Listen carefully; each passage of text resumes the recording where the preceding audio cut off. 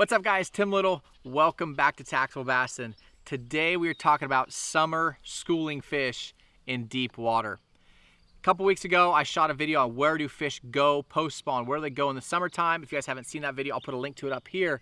But we know fish are gonna stay shallow and they're gonna go deep. They're gonna go to your ledges, your breaks, your rock piles, your humps, those sort of things. So what do you do? What type of baits do you throw when you have a school of fish out there in deep water?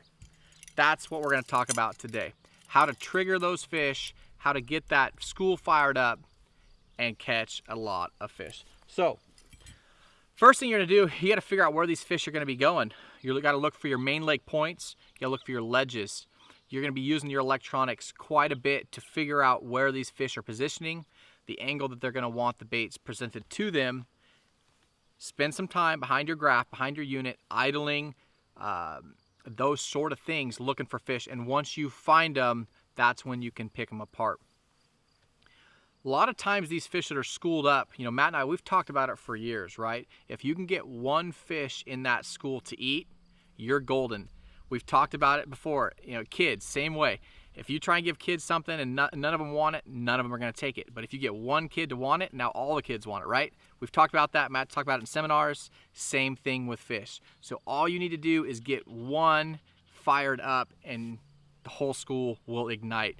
So some of my favorite baits, some of my baits that I tend to go with when I'm trying to, I've already found the fish, I'm trying to get one to eat, I'm trying to get that school fire up, is going to be a deep crankbait.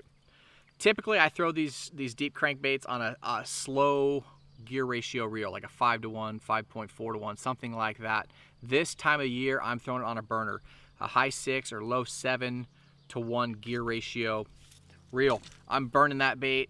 I'm pausing it. I want that thing deflecting. I want those fish, even though they don't want to eat, I want them to react and eat the bait. They're not hungry, right? If they're hungry, you'd catch them every cast, but they're not hungry. You got to trigger them. So crankbait, your 6XDs, your 8XDs, 10XDs, your deep Lucky Crafts, your Crush, your 500 DDs.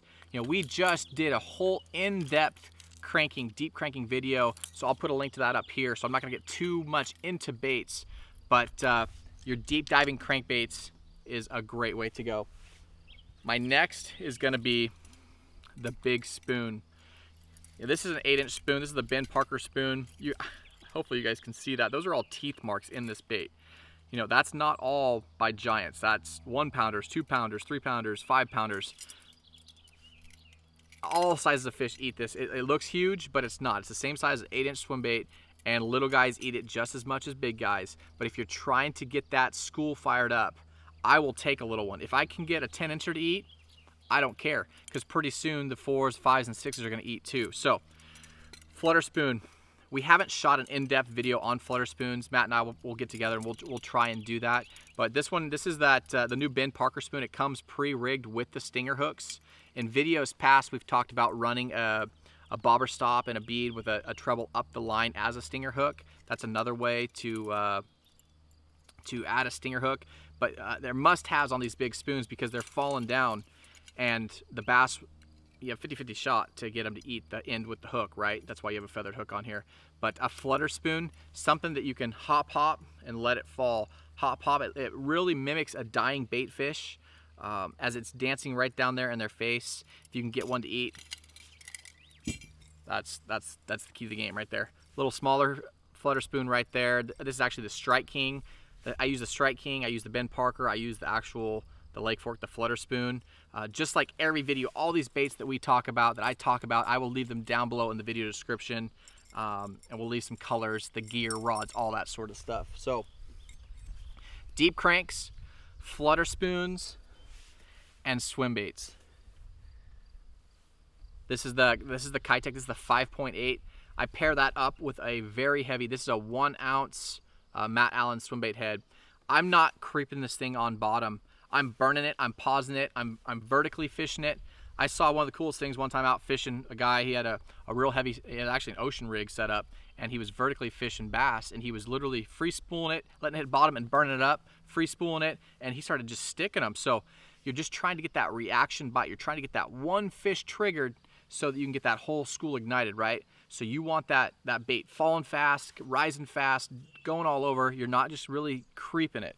So 1 ounce head. This is the 5.8. I throw it on the 6.8 and sometimes the 7.8. Depends on the fish or the bait fish that you're trying to mimic. So this is actually a 1 ounce head. This is a blade runner. Again, I'll link that down below in the video description. This is a Spin Tricks with some extra flash. But swim bait is a great way to get one of those fish to eat. Another one that I really like is going to be the 7-inch Osprey. We've shot videos in the past about the 6-inch Osprey. I did a dock skipping video with that in it. This is actually the 7-inch, and it's quite a bit heavier. I think it's 2.5 ounces. Don't quote me on that, but it's quite a bit heavier. So again, you're getting that reaction bite. You're getting a lot of that movement, a lot of that up and down rising very quickly. You're trying to get that cat to chase the mouse, right? You're trying to get them to react. So has a real big thump on the tail, the boot style tail on the swim bait. Another money bait is going to be the big bass tricks. This is the 8-inch, the 6-inch, 7-inch, all those things, all those sizes, they work. So the key to this game is getting that one fish to ignite the school. And once you get them ignited, we've preached about it in the past, you have to consistently get back in there quickly, right? You don't want that school to fire back down. I mean, you'll go from no bites for 4 hours, and as soon as you get one bite, you'll have 30 pounds in 5 minutes. I mean, we just saw that a month or so ago in the FLW on Kentucky Lake. You know, so if you can get these schools fired up, you can have an awesome time. But a lot of times it won't be for a long period of time. You have to keep the fish fired up. So switch between baits. If you have 2 guys, have one guy throwing a swim bait, have one guy throwing a heavy jig or a hair jig or a scrounger, another guy throwing a big crankbait, a big worm, something like that with a lot of action, a lot of movement. You can cover a lot of water around the school. You know, you have the school dialed in, right? You've used your electronics. You know that the ledge, that you know where the school is hanging out, so you can change your angles, you can move around, make different casts, and try and get those fish fired up. So again, it's quick moving, it's changing your baits, and consistently giving them the angle that they want to eat at. I touched a little bit on that. Angles are very important. If you can tell on your electronics which way the fish are positioning, you know, luckily on these birds, these hummingbirds, I can, with the chirp imaging, I can actually see the tails, the shadow itself, so I can see which way they're positioning. So I want to bring the bait to them, not from behind them. But again, guys, those sort of tips, these tips right here will help you guys catch more fish summertime out deep on those ledges. If you guys have any questions, please leave those down below. Matt and I will try and get to those as soon as possible. If you guys like the video, you guys learned something from it, hit that like button. Remember to subscribe to our channel. Matt and I, we're doing 3 videos a week for you. We appreciate you guys. Have a good day.